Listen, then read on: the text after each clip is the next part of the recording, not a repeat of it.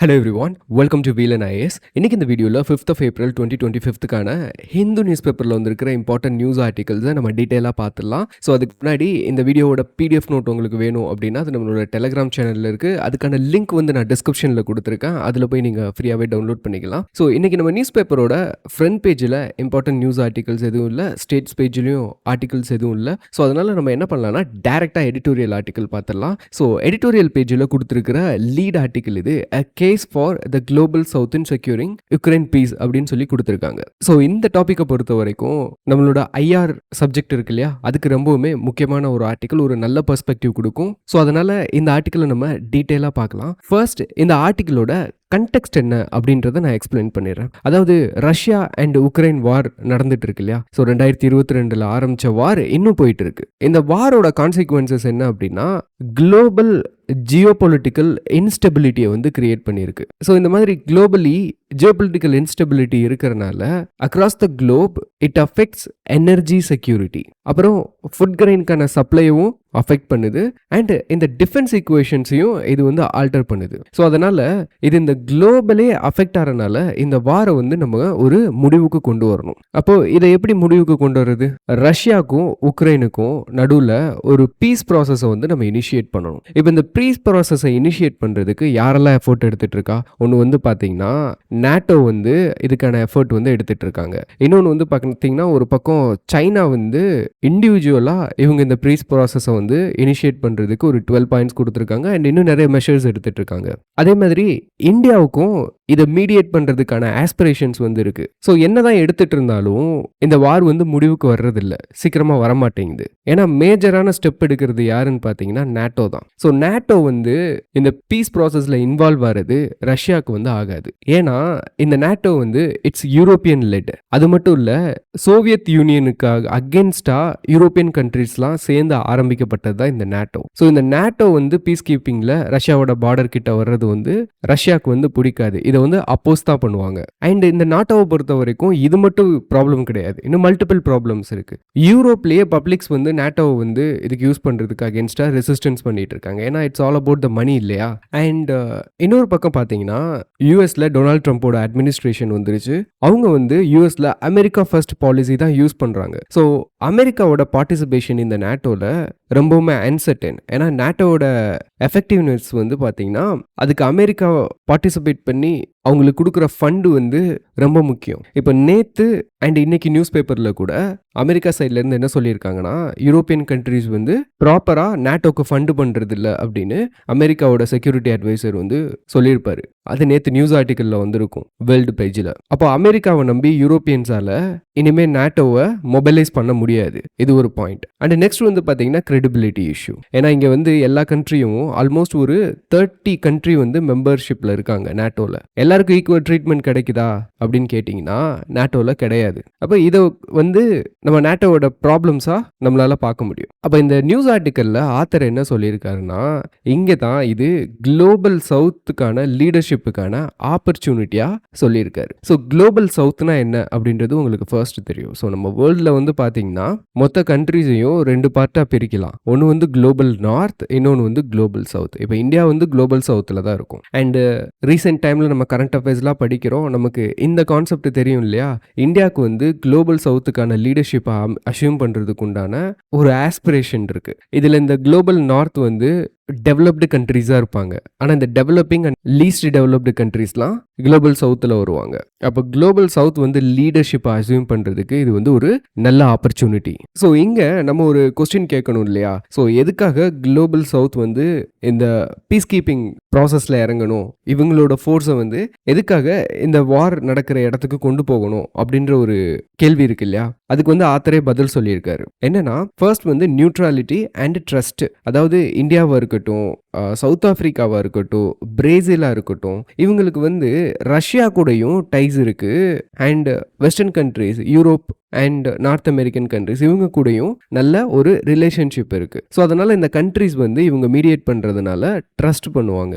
இன்னொன்று வந்து பார்த்தீங்கன்னா இந்த குளோபல் சவுத்தில் ஒரு நல்ல பீஸ் கீப்பிங் ரெக்கார்டு வந்து இருக்குது. அதாவது யுனைடெட் நேஷனுக்கு வந்து பீஸ் கீப்பிங் ஃபோர்ஸஸ் வந்து கான்ட்ரிபியூட் பண்ணுவாங்கல்ல கண்ட்ரி, அதில் ஒரு நல்ல ரெக்கார்டு இருக்குது. ஃபார் எக்ஸாம்பிள் வந்து பார்த்தீங்கன்னா India India is the largest UN piece keeping force contributor. லிபியாவில் கூட பார்த்தீங்கன்னா ஆல் விமன் பீஸ் கீப்பிங் ஃபோர்ஸை வந்து இந்தியா அனுப்பி ரெக்கார்ட் பண்ணியிருந்தாங்க. அதே மாதிரி பிரிக்ஸ் நேஷன்ஸ் வந்து யூஎனோட பீஸ் கீப்பிங் கான்ட்ரிபியூஷனில் பேர் போனவங்க. அண்ட் ஆப்பிரிக்கன் யூனியன் வந்து சூடானில் எவ்வளோ எஃபெக்டிவாக ஒர்க் பண்ணாங்க அப்படின்றதுலாம் நமக்கு தெரியும். ஸோ அப்போ இந்த 2 ரீசனுக்காகவே நம்ம என்ன பண்ணலாம், குளோபல் சவுத் லீடர்ஷிப்பை இந்த ப்ராசஸ்க்கு இன்வால்வ் பண்ணலாம். அப்போ இன்கேஸ் வந்து குளோபல் சவுத் இந்த பீஸ் கீப்பிங் ஃபோர்ஸஸை வந்து லெட் பண்ணுறாங்கன்னு வச்சுக்கோங்க, which is not European let, இது சக்ஸஸ் ஆகிறதுக்கு என்ன மாதிரியான கண்டிஷன்ஸ் இருக்கணும் அப்படின்னு சொல்லிட்டு ஆத்தர் எக்ஸ்பிளைன் பண்ணியிருக்காரு. ஸோ அதுக்கு ஃபர்ஸ்ட் வந்து யுனைடெட் நேஷன் செக்யூரிட்டி கவுன்சில் இருக்கு இல்லையா, அவங்க வந்து ஆத்தரைஸ் பண்ணணும். அவங்க ஆத்தரைஸ் பண்ணால் இட் கெட்ஸ் லெஜிட்டிமேஷன். ஓகே, இப்போ குளோபல் சவுத்தே சேர்ந்து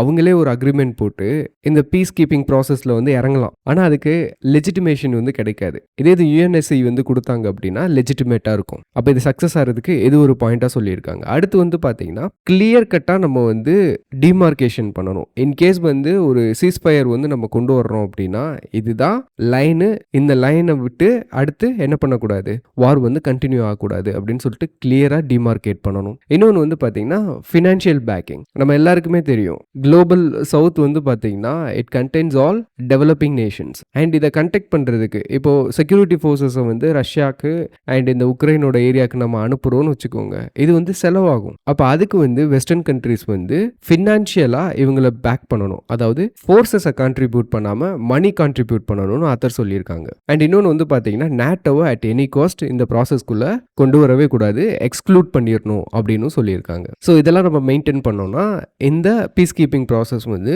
சக்ஸஸ்ஃபுல்லாக போயிடும். ஸோ இதில் வந்து இந்தியாவுக்கு வந்து ஸ்ட்ராட்டஜிக் ஆப்பர்ச்சுனிட்டி இருக்குது. ஏன் அப்படின்னா ஒரு மாதிரியான பேலன்ஸ்டு டிப்ளமசியை வந்து கையாளுவாங்க. ஏன்னா வெஸ்டர்னுக்கும் நல்ல ரிலேஷன்ஷிப் இருக்குது, ரஷ்யா கூடயும் நல்ல ரிலேஷன்ஷிப் இருக்குது. அண்ட் குளோபல் சவுத் லீடர்ஷிப்பை அசியூம் பண்ணுறதுக்கான ஒரு பொட்டென்ஷியல் வந்து இந்தியாவுக்கு இருக்குது. இது வந்து ஒரு ஆப்பர்ச்சுனிட்டி. இதை நம்ம சக்ஸஸ்ஃபுல்லாக பண்ணி முடிச்சோம்னா இதுவும் நமக்கு நடக்கிறதுக்கு வாய்ப்பு இருக்குது. அண்ட் இன்னொன்று வந்து பார்த்தீங்கன்னா சைனாவை கவுண்டர் பண்ணணும். ஏன்னா சைனா தனியாக 12 பாயிண்ட் பீஸ் ப்ராசஸ் வந்து இனிஷியேட் பண்ணியிருக்காங்க. மீடியேட் பண்ணுறதுக்கு அவங்களுக்கும் ஆஸ்பிரேஷன்ஸ் இருக்குது. அப்போ அதை கவுண்டர் பண்ணுறதுக்கு இந்த மாதிரி ஒரு இனிஷியேட்டிவ் வந்து நம்ம கொண்டு போகலாம். ஆனால் இதுலேயுமே ஒரு பிரச்சனை இருக்குது. இப்போ நம்ம இந்த ஆர்டிக்கிளை நம்ம அனலைஸ் பண்ணாலே நமக்கு சில கொஸ்டின்ஸ் வந்து கேட்க தோணுது. அது வந்து இந்த சொல்யூஷன்ஸோட ஒரு வீக்னஸாக கூட நம்ம பார்க்கலாம். ஏன்னா நேட்டோவை ரஷ்யா வந்து அலோவ் பண்ண மாட்டாங்க அவங்க பார்டர் கிட்ட வர்றதுக்கு. ஆனால் ஆத்தர் வந்து எந்த எவிடன்ஸ் ஆர் என்ன ஃபேக்ட் எதை வச்சு உறுதியாக ரஷ்யாஸ் வந்து நான் நேட்டோ ட்ரூப்ஸை வந்து அவங்க பார்டர் கிட்ட வர அனுமதிப்பாங்க அப்படின்னு கேட்டால் கொஸ்டின் தான். அது வந்து இந்த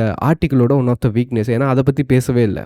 இன்னொன்று வந்து பார்த்தீங்கன்னா வெஸ்டர்ன் ஃபண்டு ஃபினான்ஷியல் பேக்கிங் வந்து வேணும்னு சொல்லியிருக்காரு. What if there is no west financial backing, அப்போயும் இது வந்து ஃபெயிலியர் ஆயிரும்ல.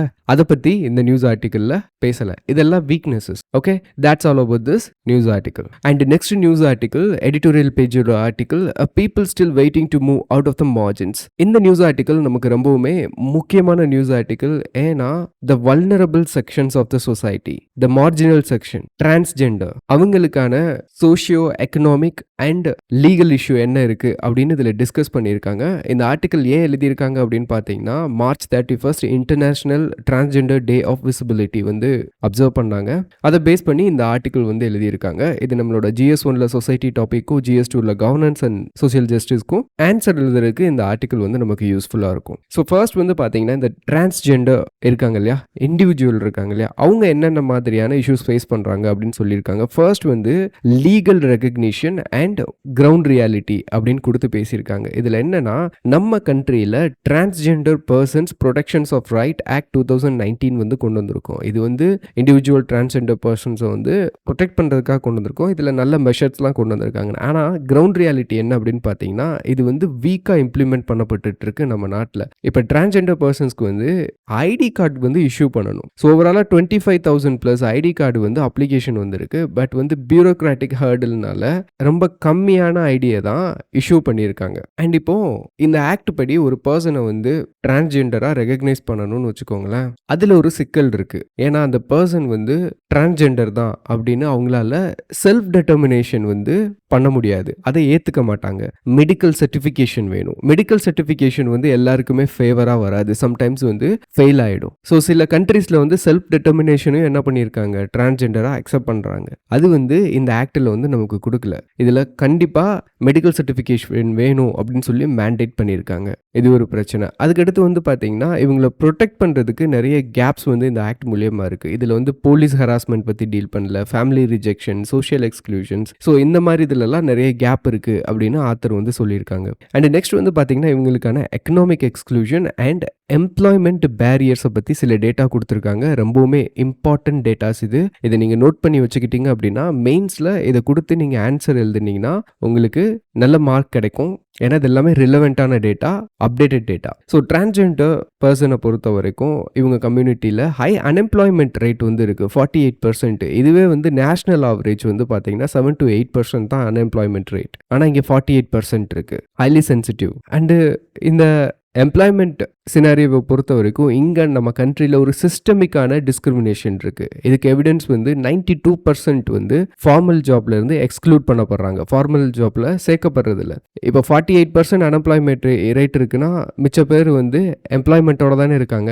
அந்த எம்ப்ளாய்மெண்ட் இருக்கிறதுல 92% வந்து தேர் not doing a formal job. அப்போ இதனாலேயே வந்து நிறைய பேர் ஃபோர்ஸ் பண்ணப்பட்டு செக்ஸ் ஒர்க்குக்குள்ளே தள்ளப்படுறாங்க. அண்ட் அதையும் மீறி வேலை கிடைச்சதுன்னா ஒர்க் பிளேசஸில் பயாசஸ் வந்து இருக்கு. அண்ட் கார்ப்பரேட்ஸ் வந்து என்ன பண்ண மாட்டாங்க, இந்த சிஸ்டமிக் டிஸ்கிரிமினேஷனை வந்து ரெடியூஸ் பண்ண தான் ட்ரை பண்ணுவாங்க. ஃபார் எக்ஸாம்பிள் இப்போ டாட்டாவை எடுத்துட்டீங்க அப்படின்னா ஒரு 100+ டிரான்ஸ்ஜெண்டர்ஸ் வந்து எம்ப்ளாய்மெண்ட் கொடுத்துருக்காங்க. ஆனால் எல்லா கார்ப்பரேட்டும் வந்து டிரான்ஸ்ஜெண்டர்ஸை வந்து எம்ப்ளாய் பண்ணுறது கிடையாது. அண்ட் இன்னொன்று வந்து பார்த்தீங்கன்னா ஃபினான்ஷியல் எக்ஸ்க்ளூஷன். இவங்களுக்கு வந்து பேங்க் அக்கௌண்ட் ஓப்பன் பண்ணுறதே ஒரு பெரிய விஷயமா இருக்கும். ஏன்னா அதில் வந்து மேலா ஃபீமேலான்னு அவங்களோட ஜெண்டரை வந்து ஐடென்டிஃபை பண்ணி கொடுக்கணும். அது ஒரு ஸ்ட்ரகிள். ஸோ கவர்மெண்ட் வந்து கைட்லைன்ஸ் கொடுத்துருக்காங்க பேங்க்ஸ்க்கு. என்னன்னா இவங்களுக்கு வந்து ஜாயிண்ட் அக்கௌண்ட் வந்து ஓப்பன் பண்ணிக்கலாம், அதுக்கு அலோவ் பண்ணுங்க. ஆனால் ஆக்சுவலாக கிரவுண்ட் ரியாலிட்டி வந்து வேற மாதிரி இருக்கும். அவங்களுக்கு ஜாயிண்ட் அக்கௌண்ட் கூட ஓப்பன் பண்ண விடுறதில்ல. ஓகே. அண்ட் அதர் ஆஸ்பெக்டிவ் இந்த ஆர்டிக்கலில் எதை பற்றி பேசியிருக்காங்கன்னா education and health care challenges பற்றி பேசியிருக்காங்க. இப்போ எஜுகேஷனை பொறுத்த வரைக்கும் 56.1% தான் லிட்ரஸி இருக்கு. ஆனால் நேஷனல் ஆவரேஜ் வந்து பார்த்தீங்கன்னா 74.04% வந்து இருக்கு. அதேமாரி ஸ்கூல் காலேஜஸில் வந்து ட்ராப் அவுட் ரேட் வந்து அதிகமாக இருக்கு. ஒரு எக்ஸாம்பிளாக சாம்பிள் டேட்டா வந்து கேரளாவில் இருந்து கொடுத்துருக்காங்க. கேரளாவில் 58% வந்து ட்ராப் ரேட் இருக்கு. அண்ட் இதுக்கு மேலே வந்து இவங்க ஹெல்த் கேர் ஹாஸ்பிட்டல்ஸ்க்கு போனாங்க அப்படின்னா 27% டிரான்ஸ்ஜெண்டர் பர்சன் இண்டிவிஜுவலுக்கு வந்து ட்ரீட்மெண்ட் வந்து மறுக்கப்படுது ஹாஸ்பிட்டல்ஸில். ஏன்னா அவங்களோட ஜெண்டர் ஐடென்டிட்டினால. ஏன்னா இப்போ மெடிசன்ஸ் வந்து எப்படி ப்ரிஸ்கிரைப் பண்ணுவாங்க தெரியும் இல்லையா? ஸோ விமனுக்கு வேற டோசேஜ் கொடுப்பாங்க, மென்னுக்கு வேற டோசேஜ் கொடுப்பாங்க. ஸ்பெசிஃபிக்காக ஜெண்டர் ஸ்பெசிஃபிக் ட்ரக்ஸ் எல்லாம் இருக்கு. அப்போ அது கொடுக்கறதுல சிக்கல் வரும். அண்ட் சோஷியல் ஸ்டிக்மா எல்லாமே கலந்து இவங்களுக்கு ட்ரீட்மெண்ட் கூட மறுக்கப்படுது. அதுக்கும் மேலே வந்து பிரைவேட் ஹாஸ்பிட்டல்ஸில் போகணும் அப்படின்னா இவங்க கையில் காசு இருக்கணும். அன்எம்ப்ளாய்மெண்ட் ரேட் அதிகமாக இருக்குது, எக்ஸ்க்ளூஷன் அதிகமாக இருக்குது. ஸோ இவங்ககிட்ட அந்த அளவுக்கு பணமும் இருக்காது. ஸோ அப்போது கையில் பணம் இல்லாட்டினாலும் இன்சூரன்ஸ் வச்சு கவர் பண்ணிக்கலாம்னா இன்சூரன்ஸ் கவரும் இவங்களுக்கு வந்து லிமிட்டட் தான். அண்ட் எல்லாத்துக்கும் மேலே மென்டல் ஹெல்த் கேர் வந்து ரொம்ப ரொம்ப முக்கியம். ஏன்னா இவங்க தான் அதிகமாக சஃபர் ஆகிறவங்க. இவங்களுக்குன்னே மென்டல் ஹெல்த் கேர் இருக்கணும். இது வந்து சிவியராக நம்ம கண்ட்ரியில் லேக் ஆகுது. அதுபோக கவர்மெண்ட் வந்து ஆயுஷ்மான் பாரத் DG+ மூலியமா இன்சூரன்ஸ் கவரேஜ் வந்து கொடுக்குறாங்க 5 lakh per year. பட் அதையுமே வந்து poorly implemented. ஓகே. ஸோ ஓவராலாக இந்த நியூஸ் ஆர்டிக்கல்ல இருந்து இந்த டேட்டாஸ்லாம் நமக்கு ரொம்ப முக்கியம். ஓகே. இது ரிலேட்டடாக கொஸ்டின் கேட்குறாங்க அப்படின்னா இந்த டேட்டாஸ்க்கு கொடுத்து நம்மளால ஒரு சூப்பரான ஆன்சர் கொடுக்க முடியும். Okay. That's all about this news article. And next news article American retreat. So இந்த நியூஸ் ஆர்டிக்கல் வந்து பார்த்தீங்கன்னா நமக்கு GS2ல இன்டர்நேஷனல் ரிலேஷன்ஸில் யூஸ் ஆகும். யூனிலேட்டரலிசம் வெர்சஸ் மல்டிலேட்டரலிசம் கான்செப்ட்ஸ் வந்து இதில் இன்வால்வ் ஆயிருக்கு. அண்ட் GS3 எக்கானமியில் impact of tariff on global supply chain வந்து நமக்கு அண்டர்ஸ்டாண்ட் பண்ணுறதுக்கு யூஸாக இருக்கும். அண்ட் டீடாலரைசேஷன் வந்து நீங்கள் இன்னும் எஃபெக்டிவாக அண்டர்ஸ்டாண்ட் பண்ணிக்கிறதுக்கு இந்த ஆர்டிக்கல் யூஸ் ஆகும். அண்ட் எஸ்ஏல வந்து பார்த்தீங்கன்னா ப்ரொடெக்ஷனிசம் இன் குளோபலைசேஷன். ஸோ அதையும் நம்ம இதில் இருந்து கன்சாலிடேட் பண்ணிக்கலாம். ஸோ அதாவது இந்த ஆர்டிக்கல் எதை பற்றினது அப்படின்னு சொல்லி பார்த்தீங்கன்னா இப்போ ரீசெண்டாக April 2 அமெரிக்காவோட president Donald Trump reciprocal tariff வந்து அனௌன்ஸ் பண்ணார் இல்லையா? It definitely disturbed the global trade. ஆனால் இது வந்து ஒரு பிரசிடென்ட் ஃபாலோ பண்ண மாதிரி தான் இருக்குது. அதாவது 1971 அப்போ இருந்த பிரசிடென்ட் ரிச்சர்ட் நிக்சன் வந்து பார்த்தீங்கன்னா இந்த பிரெட்டன் வுட் சிஸ்டமில் ஒரு மெத்தட் இருந்தது. அதாவது countries can convert convert dollar into gold அப்படின்னு. ஸோ இதை பேஸ் பண்ணி தான் வேர்ல்டு பேங்க் இருக்கு அண்ட் IMF இருக்கு. இந்த சிஸ்டமை வந்து அப்போ எண்டு பண்ணனால குளோபல் சப்ளை செயினில் ஒரு வெலாட்டிலிட்டி வந்து உருவாக்குனாங்க. ஏன்னா கோல்டு வந்து நம்ம வந்து டாலர் வந்து கோல்டாக கன்வெர்ட் பண்ணிக்கலாம் அப்படின்றப்போ ஒரு செர்டனிட்டி இருக்கும், வொலாட்டிலிட்டி இருக்காது. ஆனால் இந்த சிஸ்டமை இவங்க பிரெட்டன் வூட்ஸ் சிஸ்டமை வந்து தூக்குனதுனால இப்போ என்ன பண்ண முடியாது, டாலர் அண்ட் அதர் கரன்சிக்கான எக்ஸ்சேஞ்சை வந்து ஃப்ளோட்டிங் ரேட்டில் தான் பண்ண முடியும், கோல்டோட ப்ரைஸுக்கு ஈக்குவலாக பண்ண முடியாது. ஸோ இதனால் வந்து பார்த்தீங்கன்னா அப்போ பெரிய டிஸ்ட்ரப்ஷன் வந்துச்சு. ஆனால் அப்போ பண்ணதும் இப்போ ரெசிப்ரோக்கல் டேரிஃப் வந்து டொனால்ட் ட்ரம்ப் வந்து இஷ்யூ பண்ணதும் வந்து பார்த்தீங்கன்னா இந்த வேர்ல்டோட சிச்சுவேஷன் வந்து மாறி இருக்கு. அதாவது அப்போ 1970s வந்து பார்த்தீங்கன்னா இந்த வேர்ல்டு வந்து யூனிபோலார் வேர்ல்டாக இருந்திருக்கும். அதாவது